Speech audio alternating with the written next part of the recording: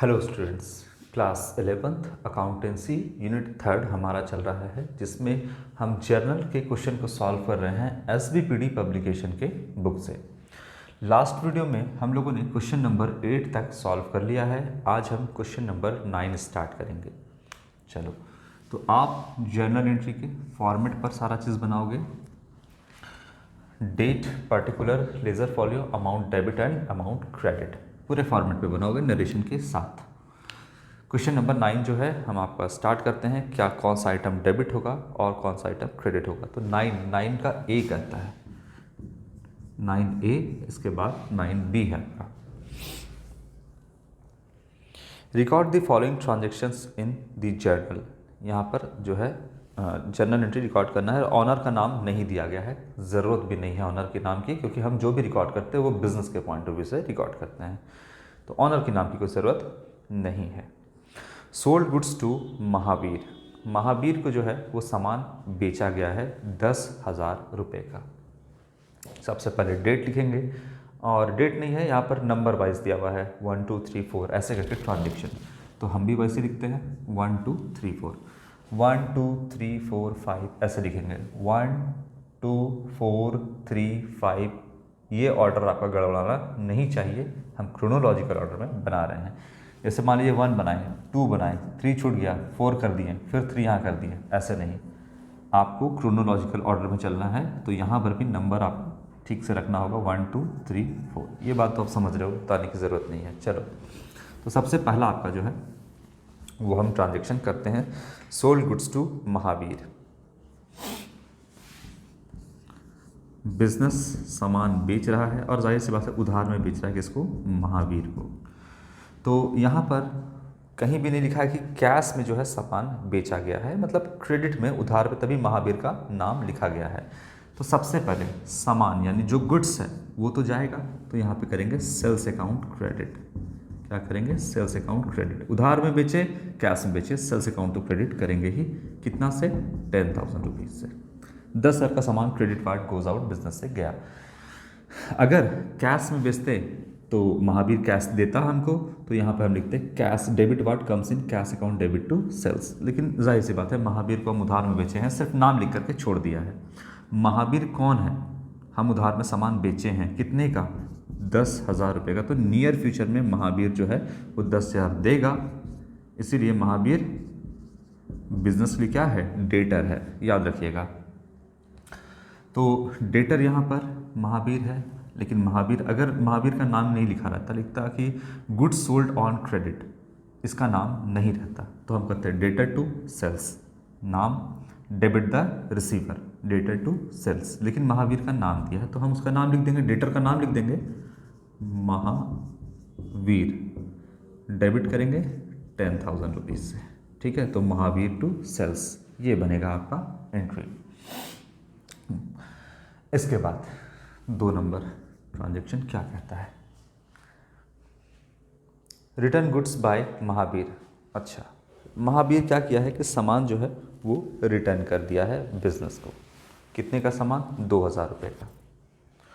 चलो, महावीर को बेचा गया था सामान 10,000 रुपये का टोटल, और महावीर को हो सकता है कि कोई सामान पसंद नहीं आया होगा किसी भी रीज़न से, जो अकॉर्डिंग टू सैंपल हो सकता है, जो आपने सामान बेचा हो वो 2,000 का सामान डैमेज हो या डिफेक्टिव प्रोडक्ट हो, या फिर हो सकता है कि अकॉर्डिंग टू सैंपल ना हो। किसी भी रीज़न से महावीर को 2,000 का सामान जो है उसने वापस कर दिया।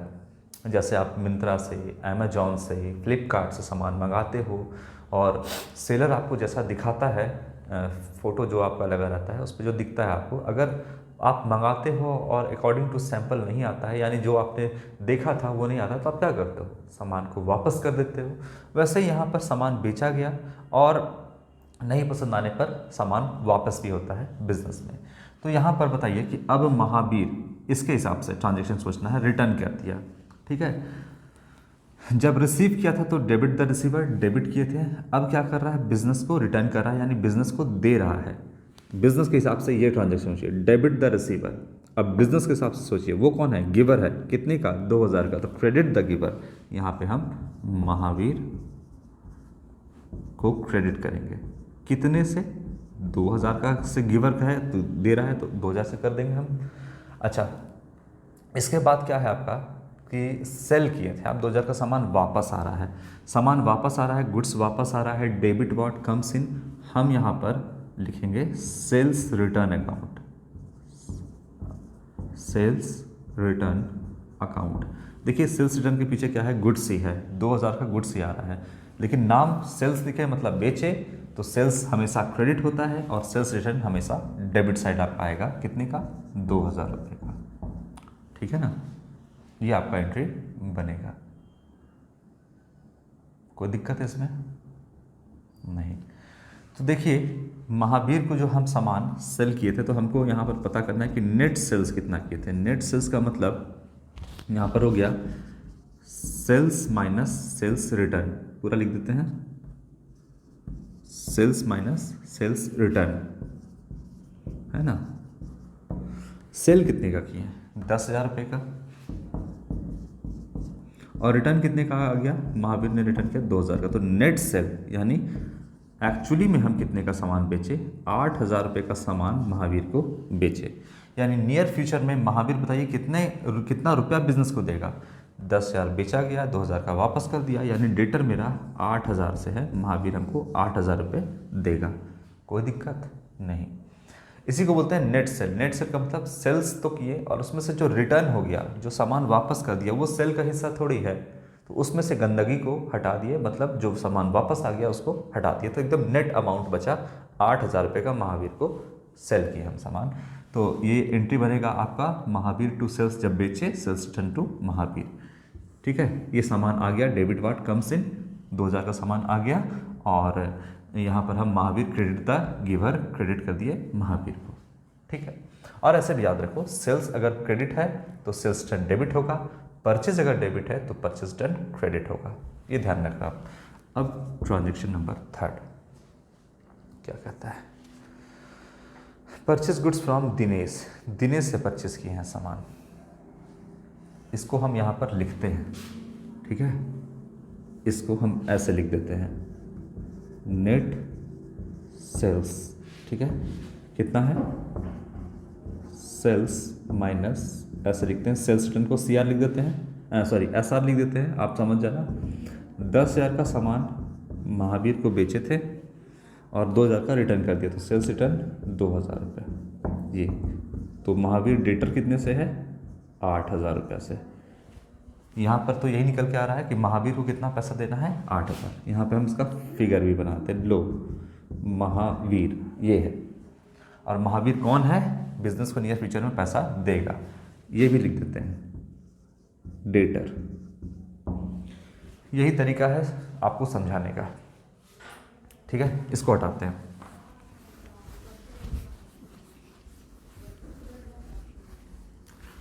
फिर देखो फिर क्या हुआ, दिनेश को सामान बेचा गया। अब क्या किया गया, दिनेश को सामान बेचा गया, ये है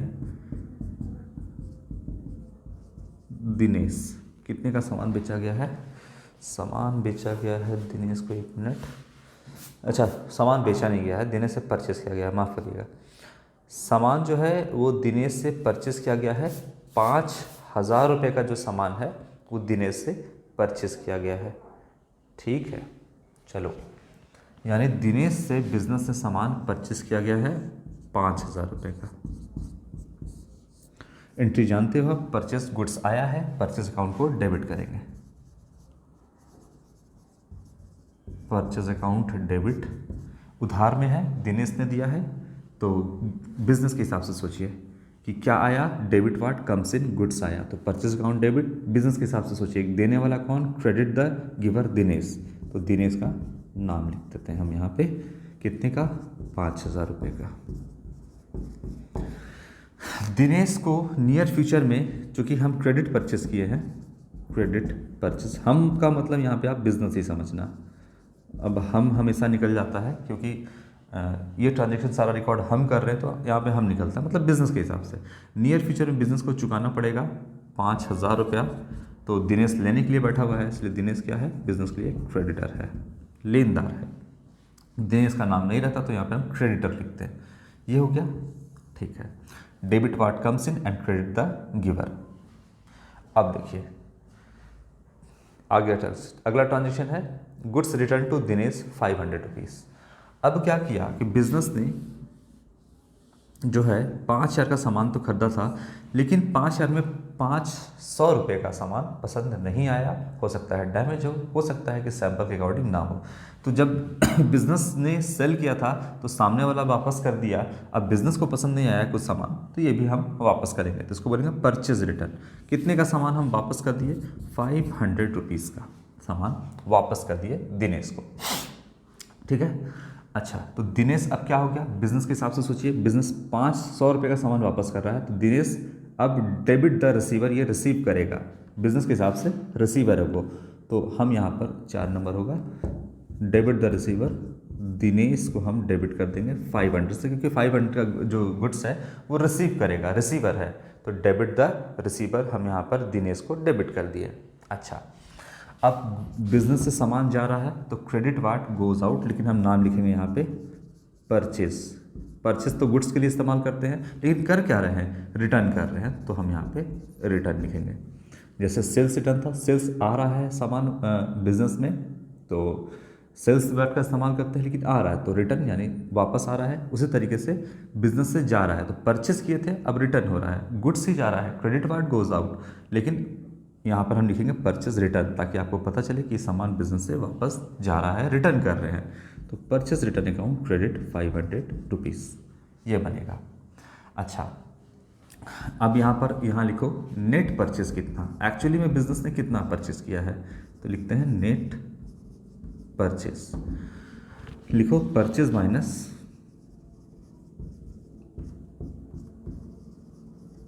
परचेज रिटर्न।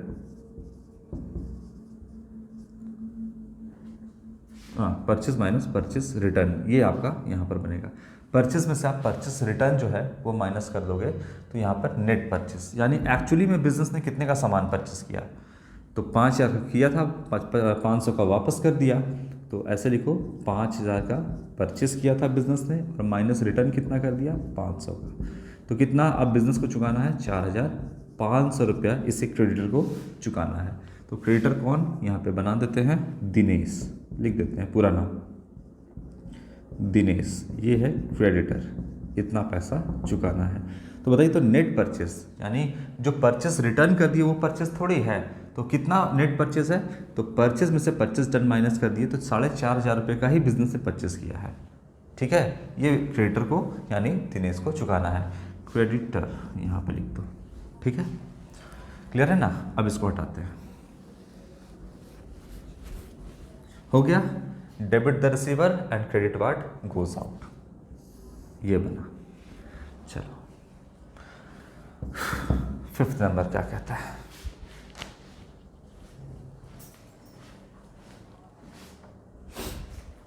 फिफ्थ नंबर क्या कहता है यहाँ पर?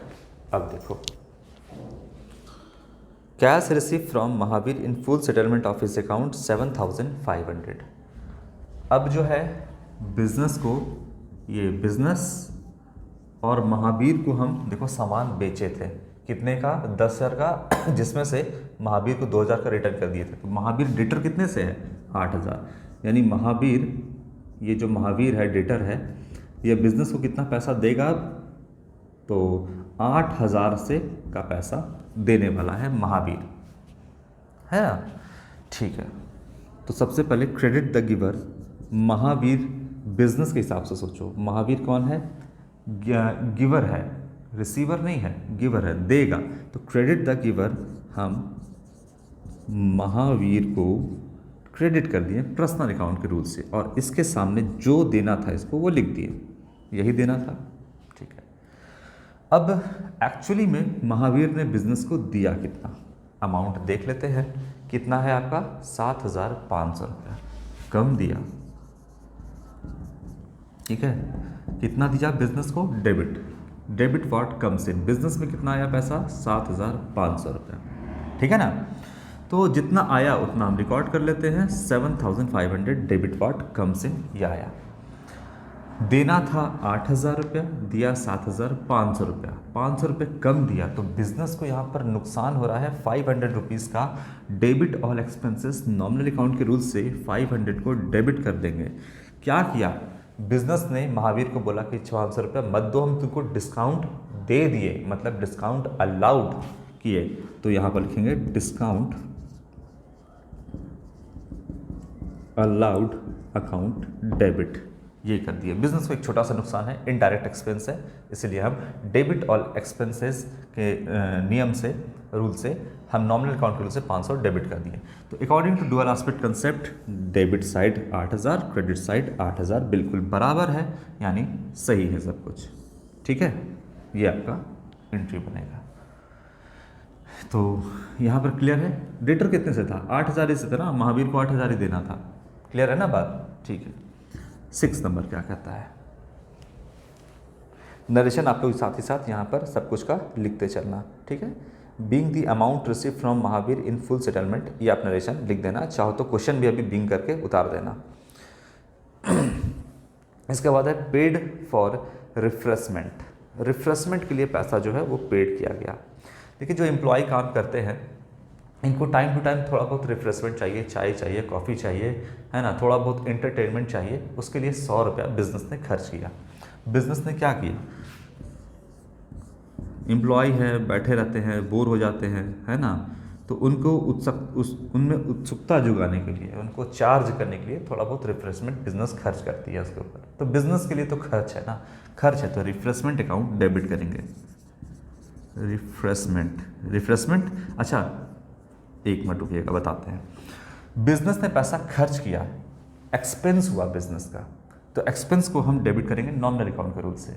लेकिन एक्सपेंस में क्या एक्सपेंस किया, तो रिफ्रेशमेंट दिया, इसलिए एक्सपेंस का नाम लिखना ज़रूरी है। सिर्फ एक्सपेंस लिख देंगे, हम डेबिट कर देंगे, तो आपको पता ही नहीं चलेगा कि ये सैलरी है कि वेजेस है कि रेंट है कि कमीशन है कि रिफ्रेशमेंट है।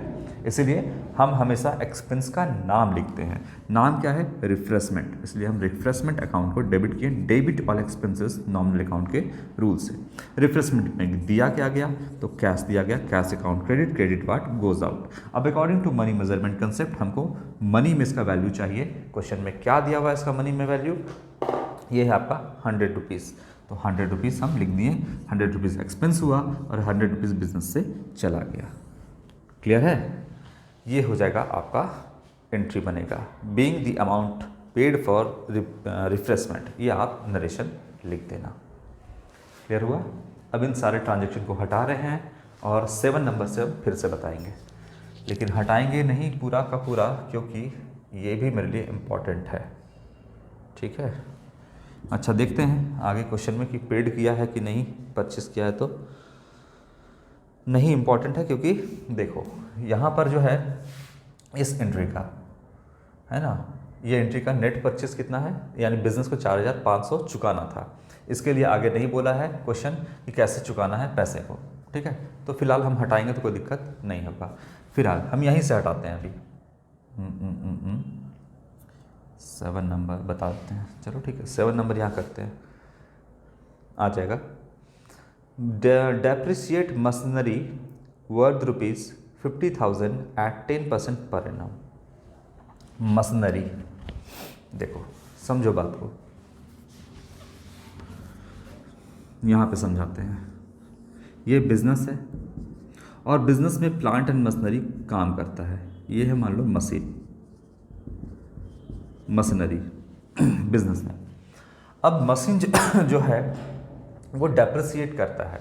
जैसे कोई भी बिल्डिंग है, कोई भी मशीन है, आप जब एक मोटरसाइकिल खरीदते हो, मोटरसाइकिल छोड़ो, अभी आपका उम्र साइकिल पर चलने वाला है, बाईसाइकिल पे, लेकिन मोटरसाइकिल भी आप चलाते होगे, मुझे यकीन है कि मोटरसाइकिल भी आप चलाते होगे। तो जब आप चमचमाता हुआ बाईसाइकिल या मोटरसाइकिल खरीदे थे और 5 साल को चलाने के बाद क्या उसका वैल्यू वही रहेगा जब आप खरीदे थे? मान लो आपने खरीदा था 1 लाख रुपए का कोई मोटरसाइकिल, और जब आप जो है उस मोटरसाइकिल को 5 साल यूज़ कर लिए, तब भी उसका वैल्यू 1 लाख रहेगा या 1 लाख से घट जाएगा वैल्यू? 1 लाख से वैल्यू घट जाएगा उसका। क्यों? क्योंकि वो डेप्रिसिएट कर गया, वो घिस गया है, हरास हो गया है, जंग लग गया है बॉडी में, चेन घिस गया है, इंजन घिस गया है उसका, है ना, बहुत सारा चीज़ उसका वायरिंग खराब हो रहा है धीरे धीरे, तो वो धीरे धीरे डेप्रिसिएट कर रहा है, उसका वैल्यू ग्रेजुअली धीरे धीरे वैल्यू कम हो रहा है।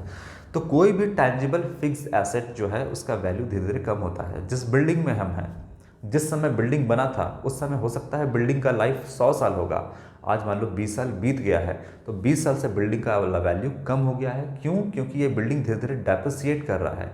किसी भी एसेट का, किसी भी इंसान की भी बात करो तो उसका भी एक लाइफ सर्टेन है, कोई भी एक समय से ज़्यादा नहीं रह सकता है दुनिया में। आज हम हैं, कल कोई और रहेगा। तो कहने का मतलब है कि धीरे धीरे जो है वो डेप्रिसिएट हो रहा है। आप हर बार हैप्पी बर्थडे बनाते हो लेकिन आपका उम्र धीरे धीरे घट रहा है, समझे। उसी तरीके से कोई भी फिक्स एसेट है, चाहे बिल्डिंग है, मशीनरी है, लैंड को छोड़ करके, ज़मीन को छोड़ करके, लैंड का वैल्यू कभी भी डिक्रीज़ नहीं करता है, बल्कि वो एप्रिसिएट यानी इंक्रीज ही करता है। लैंड को छोड़ करके जितना भी फिक्स एसेट है वो सब डेप्रिसिएट करता है। तो मशीनरी भी जैसे चलते रहेगा तो हवा, पानी, धूप, मॉइस्चर, नमी से, इन सब से वो डेप्रिसिएट करेगा। चलेगा तो मशीन घिसेगा तो डेप्रिसिएट करेगा। इसका मतलब कि जब मशीन चलेगा डेप्रिसिएट करेगा, डेप्रिसिएट का मतलब वैल्यू उसका कम होगा, तो डेप्रिसिएशन जो है यानी मशीन का वैल्यू जो ग्रेजुअली कम हुआ, डेप्रिसिएशन करेगा मशीन का वैल्यू कितना दिया है? 50,000 दिया हुआ है, और हर साल मशीन का वैल्यू 10,000 से कम हो जाता है। कितना परसेंट दिया है देखिए तो 50,000 का 10% दिया हुआ है, यानी कि 5,000 से मशीन का वैल्यू हर साल कम होता है। मतलब मशीन 50,000 रुपये का है और एक साल में माइनस कर दो 5,000 रुपये ये वाला डेप्रिसिएशन, तो मशीन का वैल्यू कितना बचता है आपका? 45,000, है ना। इस तरीके से 5 साल मतलब 5 साल नहीं, हमेशा हर साल 5,000 से ये डेप्रिसिएट करता है। अब डेप्रिसिएट जो है वो बिजनेस के लिए एक तरीके से एक्सपेंस है, खर्च है, पैसा का, मशीन का वैल्यू घट रहा है। इसको हम और डिटेल में समझाएंगे आपको डेप्रिसिएशन को। डेप्रिसिएशन जब हम पढ़ेंगे तब एक आपका चैप्टर है। तो डेप्रिसिएशन क्या है? एक्सपेंस है, बिजनेस के लिए क्या है? एक्सपेंस है। लेकिन कैसा एक्सपेंस है? नॉन कैश एक्सपेंस है। देखिए, कोई भी मशीन का वैल्यू जब गिरता है, जब उसका वैल्यू 5,000 से कम हो गया, तो क्या 5,000 रुपये मशीन से गिर गया क्या नीचे? नहीं, पैसा तो कहीं जा ही नहीं रहा है, मशीन का वैल्यू कम हो रहा है। आप मोटरसाइकिल चला रहे हो लगातार, तो मोटरसाइकिल डेप्रिसिएट कर रहा है, उसका टायर घिस रहा है, रिम घिस रहा है, A to Z सामान उसका जो है डेप्रिसिएट कर रहा है। लेकिन क्या पैसा गिर रहा है नीचे? पैसा नहीं गिर रहा है। इसलिए डेप्रिसिएशन एक्सपेंस तो है, लेकिन नॉन कैश एक्सपेंस है, यानी ये कैश में होने वाला एक्सपेंस नहीं है, नॉन कैश एक्सपेंस है। तो बिजनेस के लिए डेप्रिसिएशन एक्सपेंस है, तो हम डेप्रिसिएशन को डेबिट करेंगे। Debit all expenses nominal account के रूल से फटाफट समझाते हैं। तो डेप्रिसिएशन अकाउंट डेबिट, कितना से डेप्रिसिएट किया? 5,000 रुपीज़ से। 50,000 का 10% 5,000। अच्छा, इससे कैश गया क्या कोई? अगर कैश जाता तो cash credit part goes out हम कर देते 5,000 रुपये, लेकिन कैश तो गया ही नहीं, क्योंकि बिजनेस तो है, सॉरी, जो आपका मशीन है, जो डेप्रिसिएशन है वो नॉन कैश एक्सपेंस है, कैश तो जाता ही नहीं है। क्या होता है? मशीन का वैल्यू कम हो जाता है। तो बताइए कितने से मशीन का वैल्यू कम हो गया? 5,000 रुपये से। तो एसेट बढ़ता है तो डेबिट करते हैं। एसेट का बैलेंस क्या होता है? डेबिट होता है। यहाँ देखो, एसेट का बैलेंस क्या होता है? हमेशा डेबिट होता है। एसेट बढ़ता है तो डेबिट और घटता है तो क्रेडिट। तो एसेट का वैल्यू जो अभी है वो क्या आ रहा है? 5,000 से घट रहा है ना, तो क्रेडिट करेंगे। क्या एसेट है? मशीन है, तो यहाँ पे हम लिखेंगे मशीन या मशीनरी, जो भी आप लिखिए। 5,000 रुपये से मशीन का वैल्यू कम हुआ, तो depreciation account debit all expenses, इससे एसेट का वैल्यू कम हुआ तो मशीनरी अकाउंट क्रेडिट करेंगे हम। नॉमिनल अकाउंट के रूल से डेबिट ऑल एक्सपेंसेस, क्योंकि एक्सपेंस है डेप्रिसिएशन, नॉन कैश, तो इसलिए हम इसको डेबिट किया। इससे क्या कैश गया? नहीं, कैश तो नहीं गया। क्या हुआ? तो एसेट का वैल्यू कम हुआ। तो उस एसेट का वैल्यू कितने से कम हुआ? 5,000 से। तो हम एसेट जब घटता है तो डेबिट करते हैं, तो हम एसेट का नाम लिख देंगे, 5,000 से वैल्यू घट गया इसलिए क्रेडिट कर दिया। ठीक है, तो डेप्रिसिएशन टू मशीन ये आपका बनेगा। Depreciation to building, depreciation to plant and machinery, depreciation to furniture, ये आपका एंट्री बनेगा। ठीक है ना। अच्छा, इसके बाद लास्ट एंट्री 8 नंबर। क्वेश्चन को कंप्लीट ही कर लेते हैं। ये कंप्लीट ही समझिए आप, क्योंकि 8 नंबर आपको हम पहले भी बता दिए हैं विद कंसेप्ट, पूरे कंसेप्ट के साथ। 8 नंबर का क्या है आपका? कंसेप्ट के साथ मैंने आपको ये बात समझा दिया है। 8 नंबर जो है इसका एंट्री कैसे बनेगा? हाँ, 8 नंबर का कैसे बनेगा आपका एंट्री? अब क्या बनेगा लास्ट एंट्री? पर्सनल यूज़ के लिए निकाला गया है पैसा ऑनर के द्वारा, विड्रॉ फॉर पर्सनल यूज़। तो यहाँ पर आप कंसेप्ट समझा दिए हैं इसका लास्ट वीडियो में। Drawings account debit to cash account credit. Amount सिर्फ लिखना है हमको 500 रुपीज़, 500 रुपये ये बनेगा आपका, ठीक है, 500 rupees. Drawings to cash, actually में क्या है, कैपिटल टू कैश है। एंट्री आपका जब सिमिलर अकाउंट डेबिट होता है, क्रेडिट होता है तो आपस में कटता है। लास्ट वीडियो में मैंने आपको ड्राइंग्स का एंट्री समझाया था। अगर यहाँ नहीं समझ में आ रहा है तो लास्ट वीडियो को आप देख लेना, उसमें समझा दिए थे ड्राइंग्स का। तो ये हो गया क्वेश्चन नंबर 9A। अब हम 9B नेक्स्ट वीडियो में कवर करेंगे। Thank you.